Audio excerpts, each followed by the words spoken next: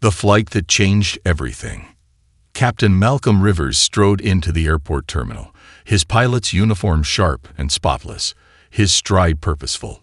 A veteran of the skies with nearly 2 decades of experience, Malcolm had a commanding presence that naturally drew respect. At 6'2", with broad shoulders and an unwavering gaze, he looked every bit the leader that he was. He had flown through hurricanes, made emergency landings on icy runways, and navigated tense international airspaces. Yet today, as he prepared to captain Flight 789 from New York to Los Angeles, he couldn't shake the sense that something was amiss. The airport buzzed with its usual symphony of sounds, the rumble of rolling luggage, announcements echoing over the PA system, and the murmur of travelers discussing plans and destinations. Malcolm was greeted with smiles and nods from his crew as he reached the gate. His co-pilot, Lisa Monroe, a talented aviator with a sharp mind and quick reflexes, was already reviewing the flight plan. "Morning, Captain," Lisa greeted him, handing over the clipboard. "Morning, Lisa. Looks like smooth skies ahead," he replied, scanning the weather reports and fuel calculations. "Let's make it a good one." As they approached the jet bridge, Malcolm noticed a flight attendant giving him a peculiar look. Her name tag read Clara Thompson. Her expression wasn't the warm professionalism he expected, but something colder, almost skeptical. At first, Malcolm thought little of it. People had off days. But the feeling lingered when she addressed him curtly. "Excuse me, sir," Clara said as Malcolm approached the boarding area for crew. "Are you looking for someone?" Malcolm raised an eyebrow, holding up his credentials. "I'm Captain Rivers," he said, his tone polite but firm. "I'll be flying this plane today." Clara blinked, a moment of hesitation flickering across her face before she stepped aside. "Of course, Captain. My apologies." As he entered the cockpit, Malcolm brushed off the incident, focusing instead on the flight ahead. Lisa joined him shortly after, giving him a knowing look. "You catch that?" she asked. Malcolm shrugged. "She's probably new. Let's focus on the job."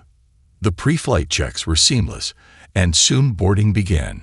Malcolm took his assigned seat in the first-class cabin during the boarding process, as was customary for pilots taking mandatory rest periods on long-haul flights. He unfolded the safety manual, going over procedures one last time before takeoff. The cabin was bustling with passengers settling in, and Malcolm caught snippets of conversations as people stowed their luggage and exchanged pleasantries. He was just beginning to relax when Clara approached him again, her expression tight. "Sir," she began, her voice low but firm, "this seat is reserved for first-class passengers." Malcolm looked up, his face neutral. "I'm aware. This is my assigned seat for the flight." Clara frowned, her eyes narrowing as she glanced at his uniform. "Are you crew or a passenger?" "I'm the captain of this flight," Malcolm said calmly. "This is where I'm supposed to be." For a moment, Clara seemed to falter, but she quickly recovered. "I'll need to see your boarding pass." Malcolm reached into his pocket and handed it to her without a word. Clara examined it, her frown deepening. "It says here you're crew," she said, her tone almost accusatory. "You're not supposed to sit here." By now, nearby passengers were beginning to take notice. Malcolm could feel their curious gazes as he rose slightly in his seat, his voice calm but firm. "I am crew, but I'm also the captain. This seat is designated for rest periods during the flight. It's standard protocol." Clara didn't back down. "This seat is for paying passengers, captain or not. I'm going to have to ask you to move to economy." A hush fell over the cabin. Malcolm stood, his tall frame towering over Clara as he adjusted his jacket. His voice carried a weight that silenced the murmurs around them. "I'll move," he said evenly, "but he'll have to explain to the passengers why their captain is being sent to economy." Gasps rippled through the cabin. A businessman in the adjacent seat muttered, "Wait, he's the pilot." A woman in the row behind him said indignantly, "What on earth is she thinking?" Clara's face flushed red, but she stood her ground, folding her arms. Malcolm glanced around the cabin, making eye contact with several passengers who looked stunned or appalled. Then, with the same grace he brought to every flight, he turned and began the long walk down the aisle to the economy section. As he passed rows of passengers, whispers followed him. "This is ridiculous. He's the captain. Unbelievable. Is this some kind of joke?" Malcolm reached his new seat, his jaw tight, but his expression composed. He settled into the cramped economy row, his broad shoulders barely fitting in the space. As the murmurs continued around him, he stared straight ahead, replaying the incident in his mind. It wasn't the first time he had faced prejudice.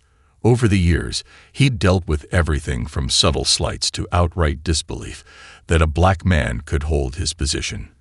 But this felt different, blatant, humiliating, and public. For a moment, anger bubbled beneath the surface, but Malcolm quickly pushed it down. He had a job to do, and he wouldn't let this distraction compromise the safety of the passengers or his crew. The murmurs around him grew louder, a mixture of indignation and confusion. A woman seated across the aisle leaned over. "Excuse me," she whispered. "Are you really the pilot?" "Yes, ma'am," Malcolm replied, his voice steady. "That's disgraceful," she said, shaking her head. "You deserve better than this." Malcolm offered her a small, polite smile but said nothing. He had learned long ago to choose his battles carefully. Just as the tension in the cabin seemed to reach its peak, the intercom crackled to life. Clara's voice came over the system, announcing, "Ladies and gentlemen, we apologize for the delay. We'll be departing shortly. Thank you for your patience." Passengers exchanged puzzled looks, the unease in the air thickening. Malcolm sat silently, his mind racing. He couldn't let this escalate further, but he also couldn't ignore what had just happened. This wasn't just about him. It was about the principle of respect and professionalism. The plane began taxiing, the vibrations of the engines a familiar rhythm that always brought Malcolm a sense of calm. But as they prepared for takeoff, he couldn't shake the feeling that the real turbulence of this flight hadn't even begun. The tipping point, as the engines roared to life and the plane accelerated down the runway, Captain Malcolm Rivers focused on the familiar hum of the aircraft. He was in the economy cabin, a position no captain should have been relegated to. But his responsibility remained the same, the safety of the passengers and crew. The plane lifted smoothly into the sky, and as it climbed to cruising altitude, Malcolm allowed himself a moment of reflection. His career had been defined by precision and professionalism, yet moments like these reminded him how much prejudice could undermine even the most seasoned leaders. The turbulence started in the air, but it wasn't from the flight itself. The cabin was abuzz with whispers and low conversations. Passengers who had witnessed the earlier incident were visibly upset. Some gestured toward the cockpit, others stared at Malcolm with expressions ranging from concern to outright sympathy. Seated across the aisle from Malcolm was a young woman named Natalie King. She was a documentary filmmaker, and her sharp, observant eyes had captured every moment of the earlier exchange. Unable to remain silent any longer, she leaned over to Malcolm. "Captain Rivers," she said softly, her voice laced with a mix of admiration and frustration, "what they did to you wasn't right. Everyone here saw it. Aren't you going to say something?" Malcolm glanced at her, his expression calm but unreadable. "It's not the time, Ms. King. Right now, my focus is on ensuring this flight lands safely. The rest can wait." Natalie wasn't satisfied. "But this isn't just about you. What if this happens to someone else? To a passenger? To a junior crew member who doesn't have the authority you do?" Malcolm nodded, acknowledging her point. "You're not wrong, but professionalism demands I address this the right way. It's not about creating a scene. It's about creating lasting change." Natalie sat back, impressed but still seething on his behalf. She began typing furiously on her phone, composing a tweet that would later ignite a viral conversation. Imagine being the captain of a flight and being told by a flight attendant you don't belong in first class. Imagine handling it with dignity and grace. Hashtag Captain Rivers, hashtag leadership under fire. Meanwhile, up front, Clara Thompson paced nervously in the galley. Her earlier confidence was unraveling as passengers shot her icy glares and whispered criticisms. Clara's colleague, Emmeline Guyon, a seasoned flight attendant with a calm demeanor, approached her. "Clara," Emily said in a low voice, "what's going on? I heard passengers talking. Did you really ask the captain to move to economy?" Clara's face reddened. "I didn't know he was the captain at first," she muttered defensively. And then what?" Emily interrupted, her tone sharper. "You doubled down even after he explained who he was. Do you realize how this looks? Not just to him, but to the passengers." Clara bit her lip, unable to respond. She hadn't intended for the situation to escalate, but her pride and assumptions had gotten the better of her. Now she was trapped in a storm of her own making. Emily sighed. "You need to fix this. Apologize to him, publicly if you have to. This flight is tense enough without you adding to the chaos." I can't," Clara stammered. "I mean, what if?" "Clara," Emily said firmly, "this isn't about you. It's about the passengers, the crew, and the reputation of this airline. Do the right thing." Back in the cockpit, Lisa Monroe was monitoring the flight systems when the intercom crackled. It was Clara's voice, hesitant but determined. "Ladies and gentlemen, this is your lead flight attendant speaking. I'd like to thank you for your patience and understanding during today's flight. As we continue our journey, I want to take a moment to address something important." Malcolm stiffened in his seat, listening intently. Clara's voice wavered but steadied as she continued. "Earlier today, there was a misunderstanding involving one of our crew members, Captain Rivers. I want to acknowledge that I mishandled the situation and that my actions were unprofessional. Captain Rivers is not only a remarkable leader, but also the person ensuring this flight's safety. I sincerely apologize to him and to all of you for the disruption." A ripple of murmurs swept through the cabin. Some passengers clapped. Others exchanged approving nods. In his seat, Malcolm closed his eyes briefly, exhaling the tension that had built since takeoff. He knew it took courage to admit fault, even under pressure, and Clara's apology, while overdue, was a step in the right direction. The turbulence, both literal and metaphorical, seemed to settle as the flight continued.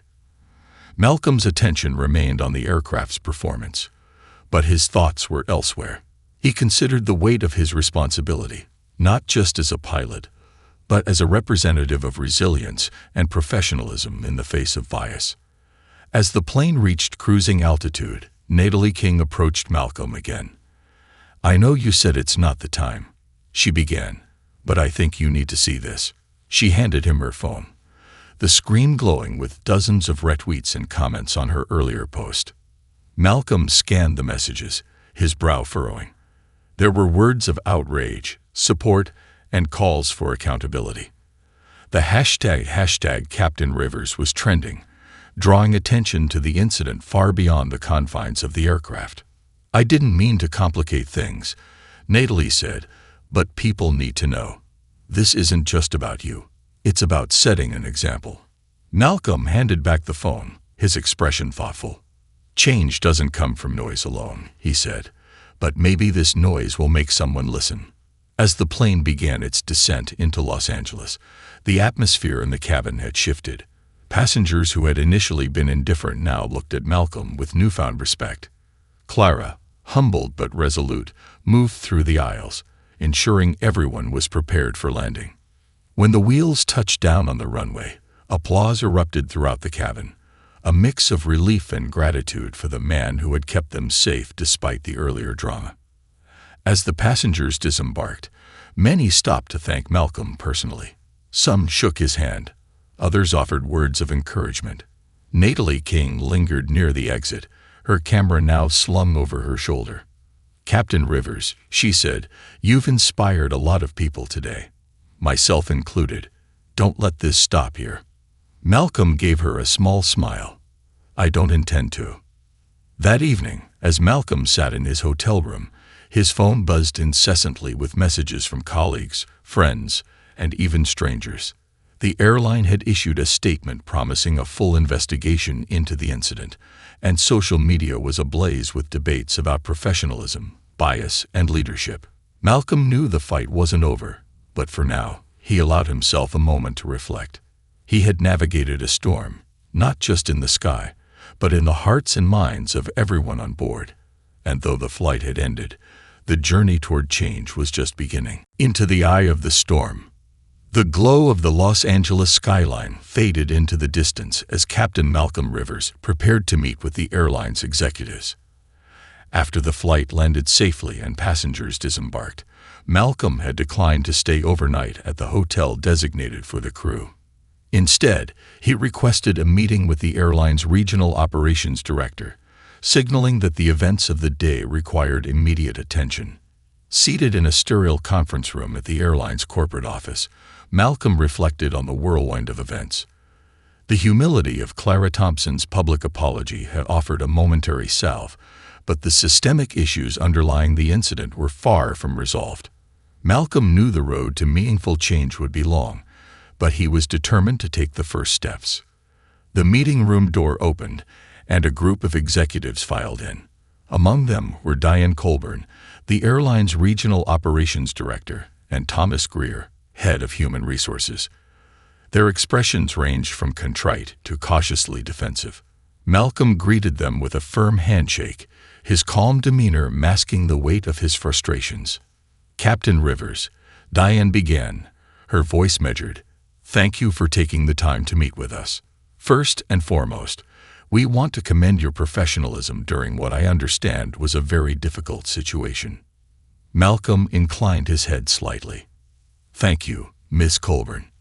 I appreciate the acknowledgement, but I hope we can focus on preventing situations like this from happening again." Diane nodded. "Absolutely. We've already spoken with the crew involved, and disciplinary actions are being considered.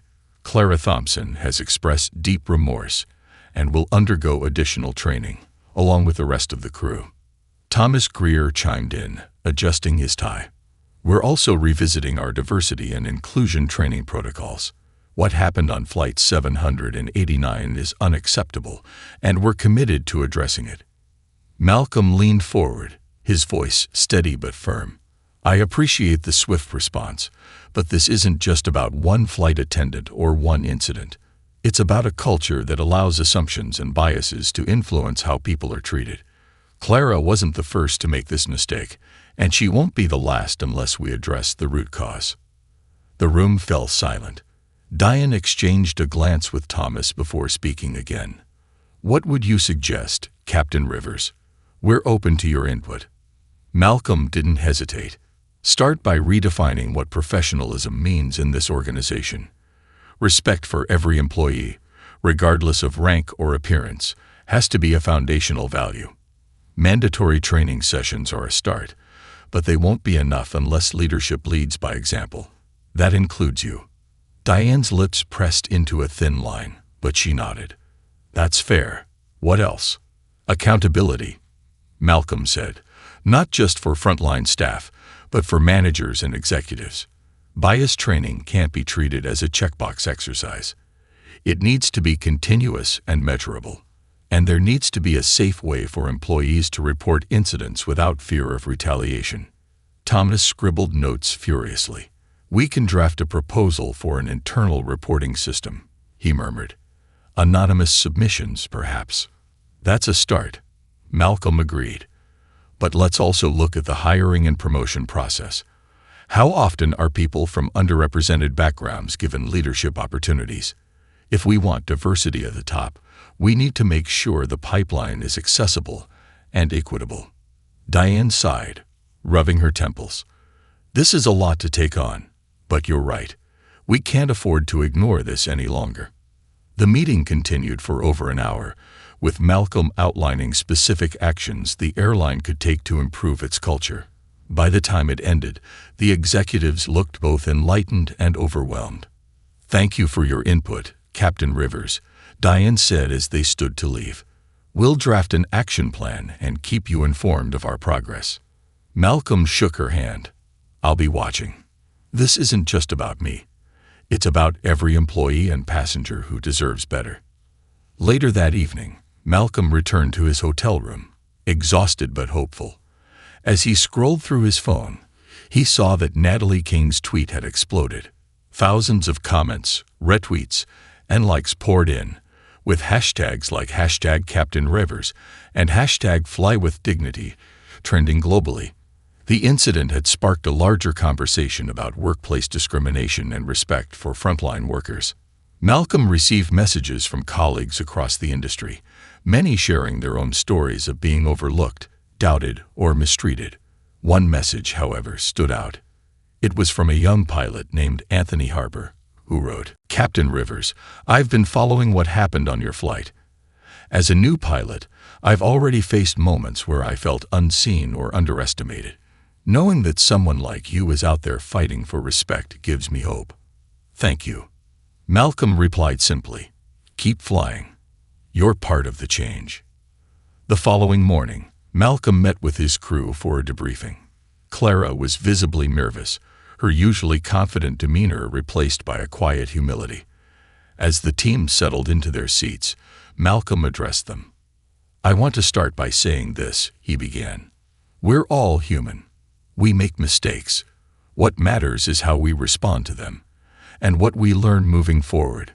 Clara looked up, her eyes glistening. "Captain Rivers," she said, her voice trembling, "I'm so sorry for how I treated you. I let my assumptions cloud my judgment, and I know I disrespected you and our entire crew. I'll do whatever it takes to make this right." Malcolm nodded. "Acknowledging the mistake is the first step, Clara. The next step is making sure it doesn't happen again. Not to me, not to anyone. This isn't just about you. It's about all of us holding ourselves to a higher standard." The crew exchanged glances, nodding in agreement. Emmeline Guillen, the senior flight attendant, spoke up. "Captain, you handled this with more grace than most people would have. Thank you for setting an example for all of us." Over the next several weeks, Malcolm became an unwitting symbol of professionalism under fire. His story was picked up by news outlets and industry blogs, sparking discussions about equity and leadership in aviation. The airline announced a new initiative, spearheaded by Malcolm, to foster inclusivity and professionalism across all ranks. Malcolm's days became a blur of flights, meetings, and speaking engagements. He visited training centers, spoke to pilots in training, and shared his experiences with executives and frontline employees alike. Through it all, he remained focused on his mission: to create a workplace where respect wasn't earned through rank or seniority, but was the default for everyone. One afternoon, Malcolm received a call from Diane Colburn. "Captain Rivers," she said, "we've been reviewing applications for our new Inclusivity Council. I'd like to offer you the position of chairperson." Malcolm was stunned. "I'm honored," he said, "but my first responsibility is to my passengers and crew. If I take this on, I need to ensure it doesn't compromise my ability to fly." "Understood," Diane replied. "We can adjust your schedule to accommodate both roles. Your perspective is invaluable, and we want to make sure it's heard." Malcolm agreed, knowing this was an opportunity to make a lasting impact. As he hung up, he glanced at the small model airplane on his desk, a gift from his late father. It was a reminder of why he had chosen this career: to inspire, to lead, and to navigate through the storms, no matter how turbulent. That evening, Malcolm received another message from Anthony Harper. "Captain Rivers, I just passed my final check ride. Thank you for showing me that resilience and respect matter as much as skill. I hope to fly with you someday." Malcolm smiled, his heart swelling with pride. "Keep flying high, Anthony," he replied. "The skies are yours." The journey wasn't over, but Malcolm knew they were heading in the right direction, and for the first time in years, the horizon looked bright, turning the tide. A week after Malcolm Rivers accepted the role as chairperson of the airline's new Inclusivity Council, he found himself standing in front of an audience that was as diverse as it was skeptical. It was the first official council meeting, held in a conference room at the airline's headquarters, and representatives from every department, pilots, flight attendants, ground crew, and administrative staff, were in attendance. The air was thick with anticipation, and Malcolm could feel the weight of the room pressing down on him. This wasn't just about policies and procedures. It was about rebuilding trust and shifting a culture that had been entrenched for decades. Malcolm began the meeting by stepping to the front of the room, his stance confident and his gaze steady. The murmurs of side conversations ceased as he spoke. "Good morning," he said, his voice firm but welcoming.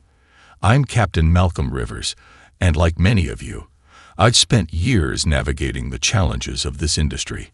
But today isn't about me.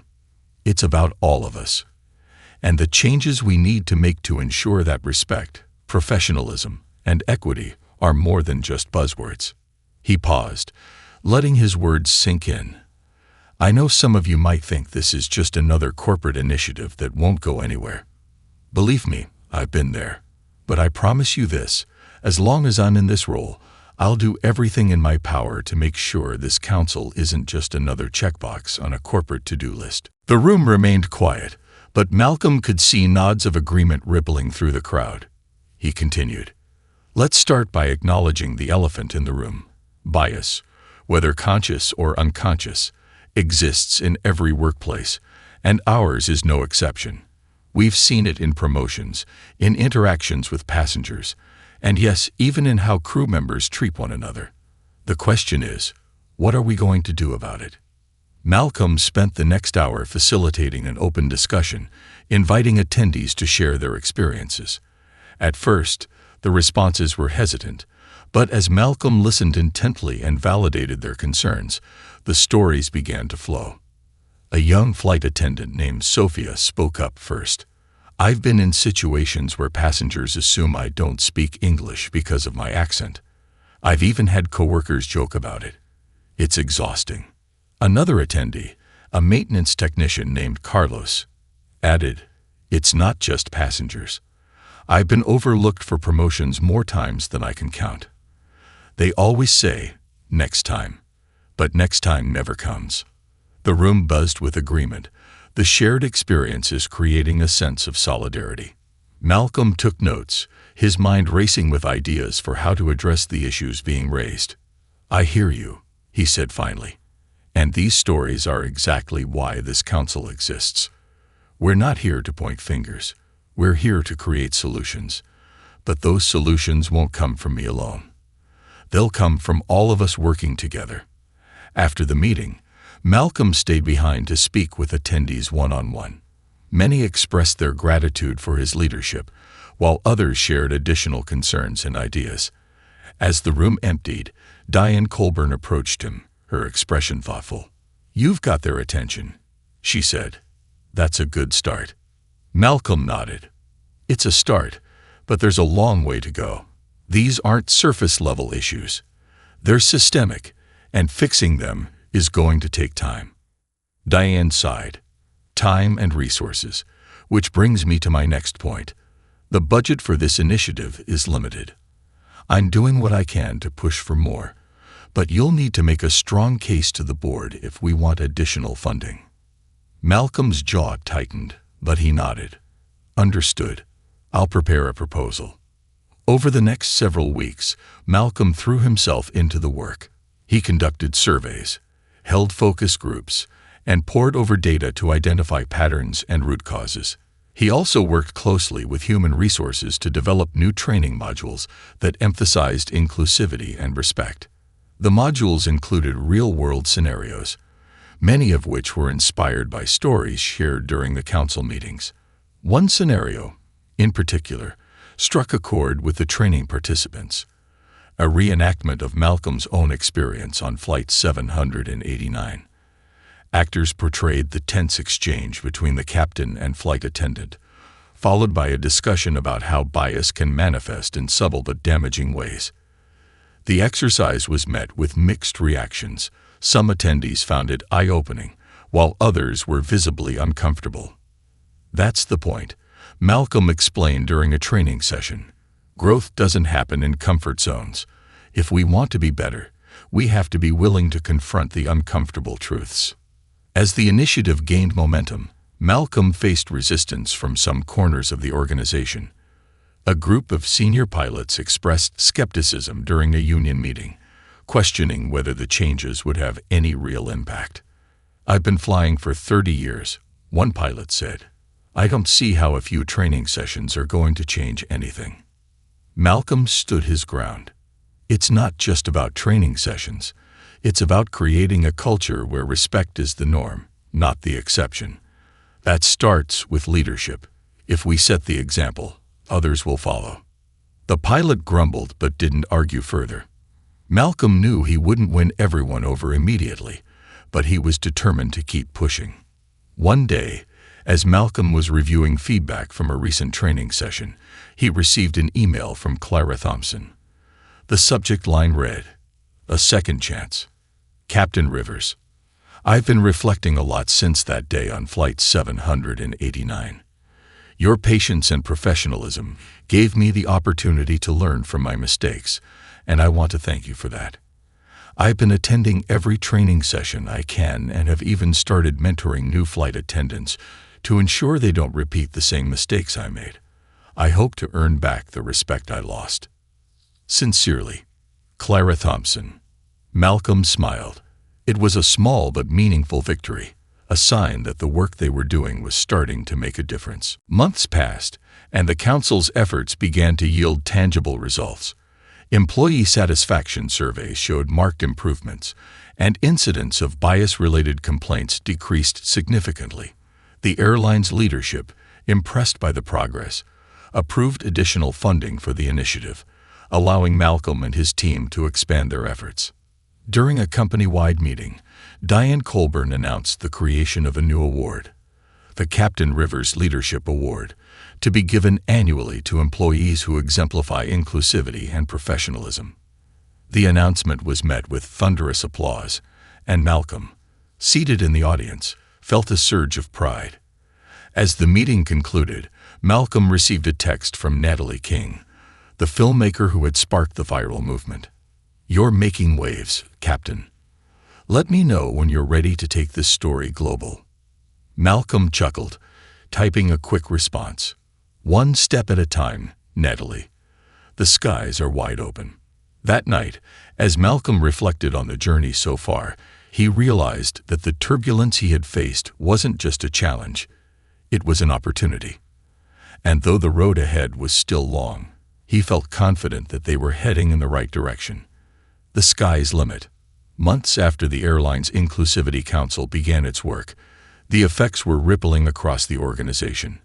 Employees were engaging in conversations they once avoided, long overdue promotions were being granted to overlooked talent, and a sense of collective purpose was taking hold. The changes weren't universal or instant. Resistance still lingered in some corners, but Captain Malcolm Rivers had learned to measure progress not in leaps but in steps. Now, standing in front of a packed auditorium at the annual Aviation Leadership Summit in Dallas, Malcolm felt the weight of his journey. Leaders from airlines across the globe were in attendance, and Malcolm had been invited to deliver the keynote address. It was an honor he hadn't sought, but one he intended to use wisely. The stage lights cast a warm glow as he approached the podium. The audience fell silent, their anticipation palpable. Malcolm adjusted the microphone and took a deep breath. "Good afternoon," he began, his voice steady. "I'd like to start with a simple truth. No flight, no matter how routine, is ever guaranteed to be smooth. Turbulence is inevitable. But what defines us isn't the turbulence itself, it's how we navigate through it." He paused, letting the metaphor settle before continuing. "Earlier this year, I found myself in a situation that tested my resolve, not just as a pilot, but as a leader and a person. Many of you are familiar with what happened on Flight 789. What started as a moment of personal adversity became a catalyst for change, not just in my life, but in the culture of my airline." The room was silent, the audience hanging on his every word. Malcolm spoke about the events on Flight 789 with honesty, detailing the bias he had faced, the challenges of addressing it, and the lessons he had learned along the way. "What I realized," he said, "is that leadership isn't about rank or authority. It's about setting a standard, even when it's uncomfortable, and holding ourselves accountable to that standard every day." After his speech, Malcolm joined a panel discussion with other industry leaders. The moderator, a journalist with a reputation for asking tough questions, turned to Malcolm first. "Captain Rivers," she began, "your story has resonated with people far beyond the aviation industry. Why do you think that is?" Malcolm leaned forward, his hands clasped. "Because it's not just my story," he said. "It's the story of anyone who's ever felt overlooked, underestimated, or disrespected. And it's a reminder that we all have a role to play in changing that narrative, whether we're flying a plane, serving passengers, or making decisions in the boardroom." The journalist nodded. "You've become a symbol of resilience and leadership. But what's next for you? What's your vision for the future?" Malcolm didn't hesitate. "My vision is simple: an industry where respect and professionalism are the norm, not the exception. An industry where diversity isn't just celebrated but actively valued. And an industry where every employee, regardless of their background, feels empowered to succeed." The audience erupted in applause, and Malcolm felt a surge of pride, not for himself, but for the collective journey they were embarking on. That evening, Malcolm attended a reception hosted by the summit organizers. The room was abuzz with conversations about his speech, and attendees frequently approached him to share their thoughts. One of them was a senior executive from a competing airline, a man named James Donovan. "Captain Rivers," Donovan said, extending a hand, "I have to admit, I came here skeptical about all this talk of inclusivity and culture change. But you've made me rethink some things. We've got work to do at our airline, and I'd like to learn more about your council's approach." Malcolm shook his hand firmly. "I'd be happy to share what we've learned. The important thing is that you're willing to start." The following week, Malcolm returned to his airline, energized by the summit's reception. But his schedule left little time for reflection. The council's work was entering a critical phase, with new programs set to launch, including a mentorship initiative for underrepresented employees and a partnership with aviation schools to diversify the talent pipeline. Malcolm spent his mornings flying and his afternoons in meetings, juggling his dual responsibilities with the precision and discipline that defined his career. Though the workload was demanding, he found fulfillment in the impact he was making. One day, during a break between flights, Malcolm received a message from a familiar name: Anthony Harper, the young pilot he had mentored from afar. Anthony's message read, "Captain Rivers, I wanted to share some exciting news. I've been promoted to first officer on international routes. Your advice and example gave me the confidence to aim higher, and I'll always be grateful for that." Malcolm smiled, his chest swelling with pride. He replied, "Congratulations, First Officer Harper. You earned it. Keep flying high." As the months passed, Malcolm began to see the fruits of the council's efforts. Employee surveys showed a dramatic increase in satisfaction and engagement, and incidents of workplace bias had decreased significantly. The airline even received recognition from industry organizations for its commitment to equity and inclusion. One day, Malcolm was called to the CEO's office for a meeting. When he arrived, Diane Colburn and several other executives were waiting for him. The CEO, a pragmatic but fair-minded woman named Ellen Hargrove, greeted him warmly. "Captain Rivers," Ellen said, "we've been reviewing the progress of the Inclusivity Council, and I have to say, the results speak for themselves. Your leadership has made a tangible difference." "Thank you," Malcolm replied. "But it's been a team effort. Everyone on the council deserves credit." Ellen nodded. "That's true. But we also recognize that leadership like yours is rare, which is why we're promoting you to the position of Vice President of Culture and Inclusion." Malcolm blinked, stunned. "I'm honored," he said. "But I'll be honest, I'm not sure I'm ready to leave the cockpit entirely." Ellen smiled. You won't have to. We'll adjust your flying schedule so you can continue doing what you love while leading this important work. Malcolm nodded slowly, a sense of purpose settling over him. Thank you. I'll do my best to honor this opportunity. In the years that followed, Malcolm's influence continued to grow. He became a sought-after speaker, sharing his insights at conferences and universities. The programs he spearheaded at his airline became a model for the industry, inspiring similar initiatives at other companies. But for Malcolm, the most rewarding moments came during quiet conversations with employees whose lives had been changed by the work they were doing together. Pilots, flight attendants, mechanics, and ground crew members frequently stopped him in the terminal to thank him, their gratitude a reminder of why he had taken on this journey in the first place. One day, as Malcolm prepared to board a flight, he spotted a familiar face in the terminal. Clara Thompson. She was assisting an elderly passenger, her demeanor calm and professional. When she saw Malcolm, she smiled and approached him. "Captain Rivers," she said, extending a hand. "It's good to see you." "You too, Clara," Malcolm replied. "How have you been?" "Better," she said, her voice steady. "Thanks to you, I found a renewed sense of purpose in this job, and I just got promoted to senior flight attendant." Malcolm grinned. "Congratulations. You've earned it."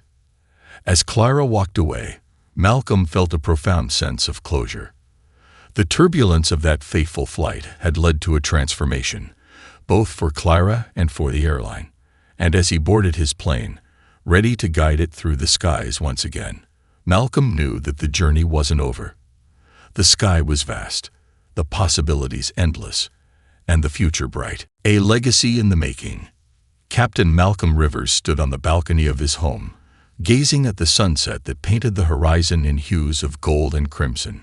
It had been nearly 2 years since the events of Flight 789, a flight that had shifted the course of his career and sparked a revolution in the airline industry. Tonight, he had a rare moment of peace.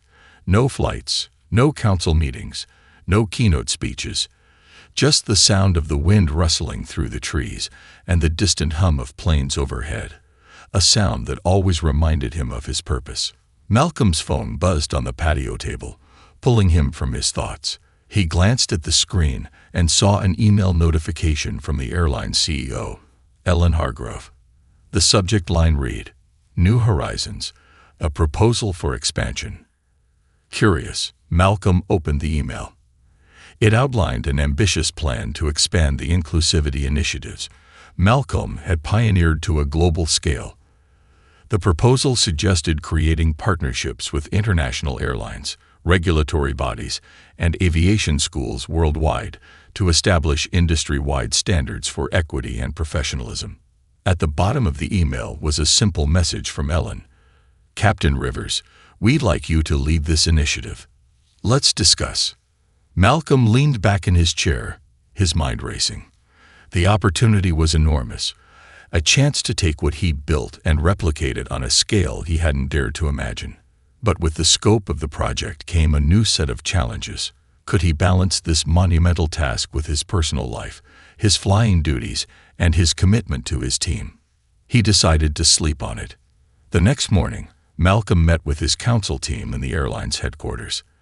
The council had grown significantly, now including representatives from across the organization and even external consultants with expertise in diversity, equity, and inclusion. The meeting room buzzed with energy as they discussed the latest initiatives, including a mentorship program that had already helped dozens of employees advance their careers. Midway through the meeting, Diane Colburn entered, holding a stack of folders. She distributed them to the team and turned to Malcolm. "I wanted to share some metrics with everyone," she said, her voice brimming with pride. "Since the council's inception, we've seen a 42% decrease in reported incidents of workplace bias. Employee satisfaction scores are at an all-time high, and turnover rates for underrepresented employees have dropped by 30%. These are remarkable results."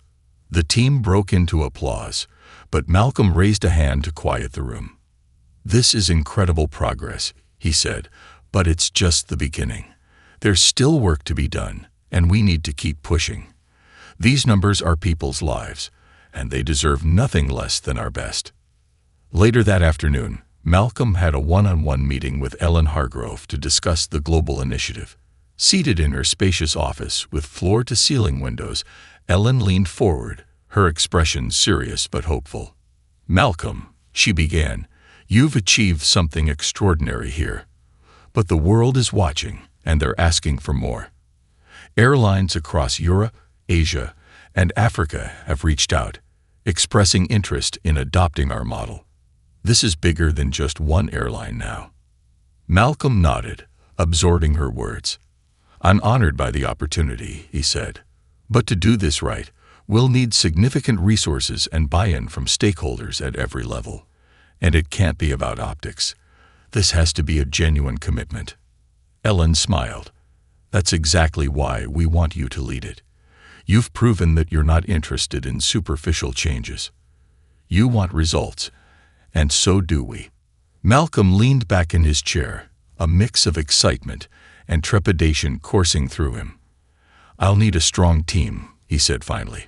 "People who understand the nuances of different cultures and who can navigate the complexities of global operations." "You'll have it," Ellen assured him. "Take some time to think it over, but we'd like to announce the initiative at the next industry summit." Malcolm nodded. "I'll let you know by the end of the week." That evening, Malcolm attended a ceremony at the airline's main training facility. The first graduating class of the mentorship program was being celebrated, and Malcolm was invited to give the keynote address. As he entered the hall, he was greeted by applause and cheers from the graduates and their families. Taking the stage, Malcolm looked out at the eager faces in the audience. Many of them were young, their careers just beginning, and Malcolm felt a deep sense of responsibility to guide them. "Congratulations," he began, his voice steady and warm. "Today, you're not just starting your careers, you're joining a legacy of resilience, innovation, and above all, respect. This industry will challenge you in ways you can't yet imagine, but it will also reward you in ways that will take your breath away. Remember this: no matter where you come from, no matter what challenges you face, you belong here, and you have the power to shape the skies for those who come after you." The room erupted in applause, and Malcolm stepped back, letting the moment wash over him. Among the graduates was Anthony Harper, now a rising star within the airline.